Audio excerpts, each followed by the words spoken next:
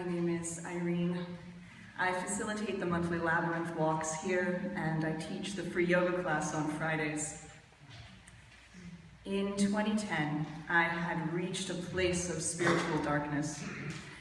For me, my connection to my spirituality had never been something I questioned. It was always present. It was a sensation of light inside my chest, and this nebulous idea that the light inside me was connected to everything else around me. Somehow, through an overburdened life and too many worries, that light inside me faded, and I didn't know how to get it back. My usual routes of connection, ritual, prayer, meditation weren't working, and I felt lost. As I wrestled with that particular problem, a friend invited me to go to a gentle yoga class with her. I had tried yoga through a gym once before and did not like it. But I didn't have plans that morning, and I thought, sure, why not? I am so glad I went. That class was the first thing I had done in months that felt good. The breathing practice, what yogis call pranayama, helped clear my mind, and the gentle movements of the practice freed me from the constant whirl of the thoughts inside my head, and it allowed me to simply concentrate on moving an arm or moving my feet. No extraneous mental noise. When we lay down for the final rest of the practice, a pose yogis call shavasana, I felt like I was floating in a pool of light. That same light that I experienced when my connection to my spirituality was healthy. I was hooked, of course. That way back to the connection I had taken for granted wasn't gone. I just needed to use a different path to get to it. I began taking yoga classes. That fall, I went to a pagan spiritual retreat in Massachusetts. At that retreat, called Twilight Covenant, attendees work in smaller groups on one particular focus, and my group was working with the labyrinth. I discovered through that retreat a very similar phenomenon. Through walking with intention through the labyrinth, I shed layers of darkness and disconnection, and I felt the light kindling inside of me. Sometimes growing so bright that the physical world paled in comparison to the radiance I felt inside myself. I was learning something important, that my body wasn't the vehicle I'd always assumed it was. It was more important than that. It was more than a mere tool. When I came home, I continued to take yoga classes, gradually moving from a gentle yoga class to a level 1 yoga class, a slightly more vigorous physical practice. The strangest things started to happen to me.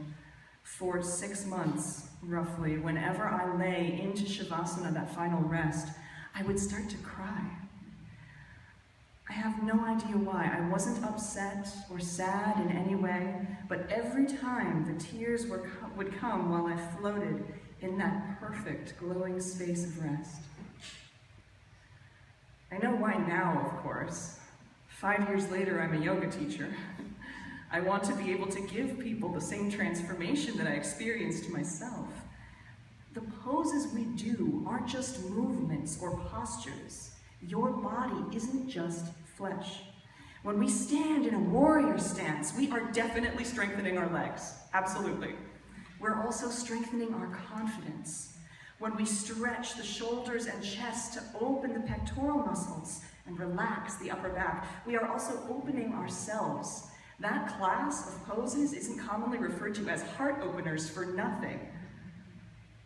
In many theological and philosophical traditions, we send the body to a role as a chariot, something the spirit or psyche rides, but I learned while I was lying during shavasana, there on my mat, all of those physical movements I was doing were breaking up stiff places in my body. And not just the stiffness of muscles and joints, but places where old emotions and hurtful memories had been stored.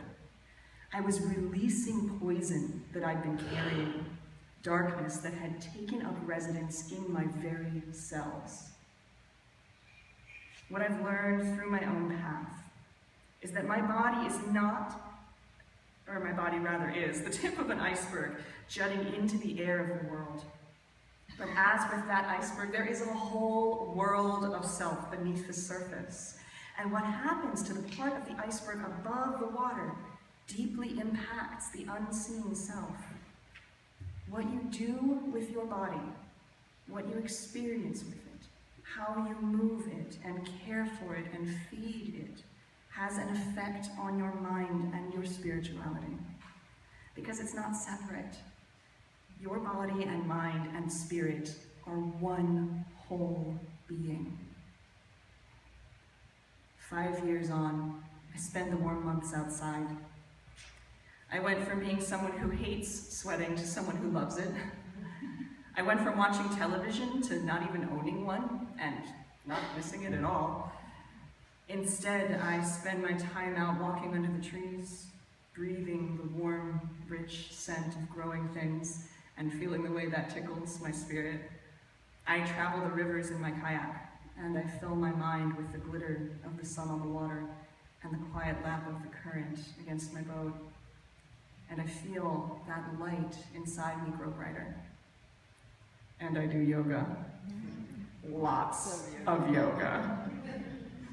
And now I know exactly where my light is. It's in the center of my chest. It radiates out to connect to all living things. It's in my chest. Not my spiritual chest, or my psychic chest, or my imagined chest. It's here, in my body. And to nurture it, to care for it, I spend time in my body. I allow my body to be the beautiful, integrated space that contains and transmutes and amplifies my spirit. Because truly, those divisions are illusion. We are whole, and what we experience on one level echoes within every part of us. I'd like to invite you to rise, in body or spirit, as you are able.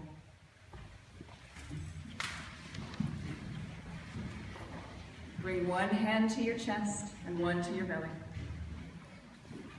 Begin to concentrate on your breathing. Feel the swell of your breath as it rises against your hands.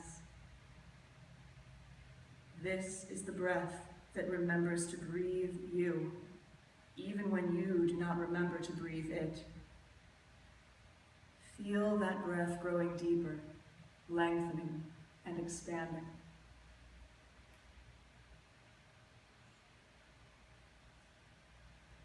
On your next exhale, release your hands down by your sides. And on your inhale, allow your hands to rise with your breath, rising up the center chin. And then exhaling, release, letting your hands ride the breath back down. Inhale to rise. Exhale to lower. Inhale to expand. And exhale to ground. If you would like, close your eyes and let this movement become all you think about, this breath. Inhaling up and exhaling down.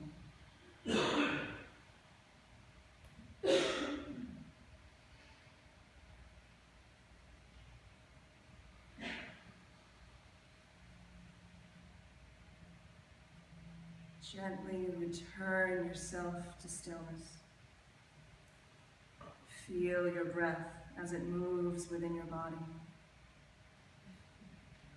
In the moment of silence to follow, you are welcome to settle back into your seat as you feel led.